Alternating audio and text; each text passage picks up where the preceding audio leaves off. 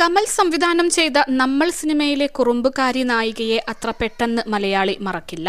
ഭാവനയോടൊപ്പം നായികയായി അഭിനയിച്ച് അരങ്ങേറ്റം കുറിച്ച രേണുക മേനോനായിരുന്നു ആ കുറുമ്പുകാരി. രേണുക മേനോനും കുടുംബവും ഒരുമിച്ചുള്ള പുതിയ ചിത്രങ്ങൾ ശ്രദ്ധ നേടുന്നു. 2006 വിവാഹശേഷം സിനിമയോട് രേണുക വിട പറയുകയായിരുന്നു.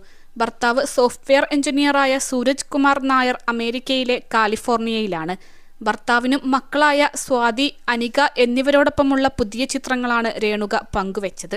അമേരിക്കയിൽ നൃത്തവിദ്യാലയം നടത്തുകയാണ് രേണുക. നിരവധി കുട്ടികൾ രേണുകയുടെ ഡാൻസ് സ്കൂളിൽ പഠിക്കുന്നുണ്ട്. അമേരിക്കയിൽ നിന്നുള്ള കുടുംബ ചിത്രങ്ങൾ ഇടയ്ക്കിടെ സമൂഹമാധ്യമങ്ങളിൽ പങ്കുവെക്കാറുണ്ട്. തൃശൂരാണ് രേണുക മേനോന്റെ നാട്. ബന്ധുക്കളെ കാണാൻ രേണുക കുടുംബസമേതം എത്താറുണ്ട്.